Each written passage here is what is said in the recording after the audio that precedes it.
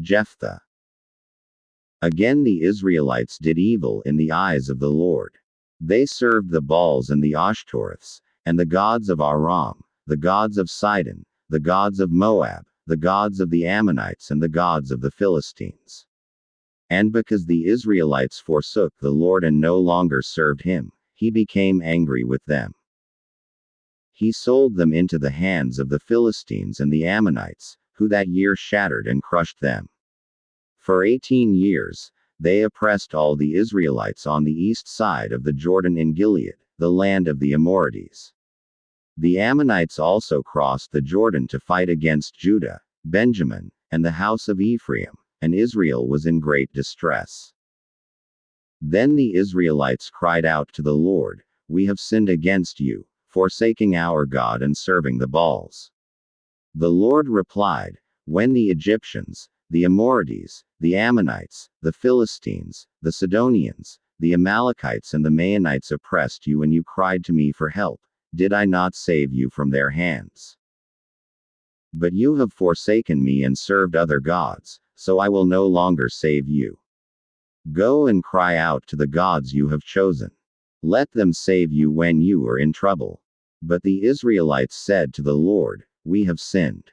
Do with us whatever you think best, but please rescue us now."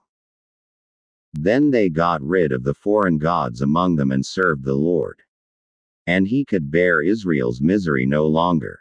When the Ammonites were called to arms and camped in Gilead, the Israelites assembled and camped at Mizpah. The leaders of the people of Gilead said to each other, "Whoever will launch the attack against the Ammonites will be the head of all those living in Gilead." Jephthah the Gileadite was a mighty warrior. His father was Gilead. His mother was a prostitute. Gilead's wife also bore him sons, and when they were grown up, they drove Jephthah away. "You are not going to get any inheritance in our family," they said, "because you are the son of another woman." So Jephthah fled from his brothers and settled in the land of Tob, where a group of adventurers gathered around him and followed him. Some time later, when the Ammonites made war on Israel, the elders of Gilead went to get Jephthah from the land of Tob. "Come," they said, "be our commander, so we can fight the Ammonites." Jephthah said to them, "Didn't you hate me and drive me from my father's house? Why do you come to me now, when you're in trouble?" The elders of Gilead said to him, "Nevertheless, we are turning to you now. Come with us to fight the Ammonites, and you will be our head over all who live in Gilead." Jephthah answered, "Suppose you take me back to fight the Ammonites, and the Lord gives them to me, will I really be your head?"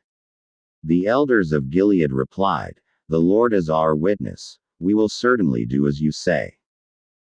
So Jephthah went with the elders of Gilead, and the people made him head and commander over them. And he repeated all his words before the Lord in Mizpah. Then Jephthah sent messengers to the Ammonite king with the question, "What do you have against us that you have attacked our country?" The king of the Ammonites answered Jephthah's messengers, "When Israel came up out of Egypt, they took away my land from the Arnon to the Jabbok, all the way to the Jordan. Now give it back peaceably." Jephthah sent back messengers to the Ammonite king, saying, "This is what Jephthah says, Israel did not take the land of Moab or the land of the Ammonites. But when they came up out of Egypt, Israel went through the desert to the Red Sea and on to Kadesh. Then Israel sent messengers to the king of Edom, saying, 'Give us permission to go through your country,' but the king of Edom would not listen. They sent also to the king of Moab, and he refused. So Israel stayed at Kadesh. Next they traveled through the desert, skirted the lands of Edom and Moab, passed along the eastern side of the country of Moab, and camped on the other side of the Arnon. They did not enter the territory of Moab, for the Arnon was its border. Then Israel sent messengers to Sihon king of the Amorites, who ruled in Heshbon, and said to him, 'Let us pass through your country to our own place.' Sihon, however, did not trust Israel to pass through his territory. he mustered all his men and encamped at Jahaz and fought with Israel.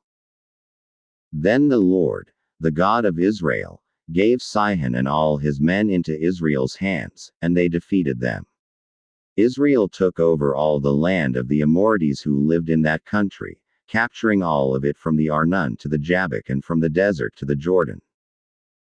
Now since the Lord, the God of Israel, has driven the Amorites out before his people Israel, what right have you to take it over? Will you not take what your god Chemosh gives you? Likewise, whatever the Lord our God has given us, we will possess. Are you better than Balak, son of Zippor, king of Moab? Did he ever quarrel with Israel or fight with them? For 300 years, Israel occupied Heshbon, Aroer, the surrounding settlement, and all the towns along the Arnon. Why didn't you retake them during that time? I have not wronged you, but you are doing me wrong by waging war against me. Let the Lord, the judge, decide the dispute this day between the Israelites and the Ammonites. The king of Ammon, however, paid no attention to the message Jephthah sent him. Then the Spirit of the Lord came upon Jephthah.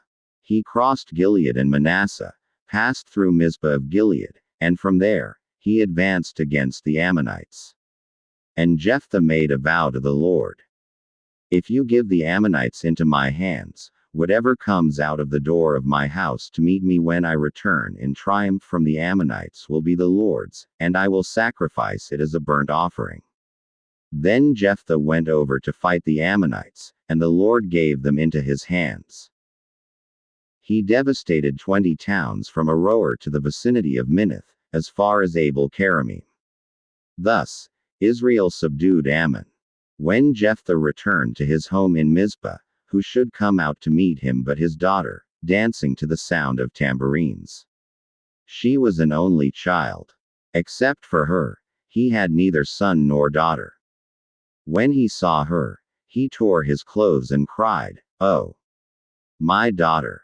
You have made me miserable and wretched, because I have made a vow to the Lord that I cannot break." "My father," she replied, "you have given your word to the Lord. Do to me just as you promised, now that the Lord has avenged you of your enemies, the Ammonites. But grant me this one request," she said. "Give me 2 months to roam the hills and weep with my friends, because I will never marry." "You may go," he said. And he let her go for 2 months. She and the girls went into the hills and wept because she would never marry. After the 2 months, she returned to her father and he did to her as he had vowed. And she was a virgin. From this comes the Israelite custom that each year, the young women of Israel go out for 4 days to commemorate the daughter of Jephthah the Gileadite.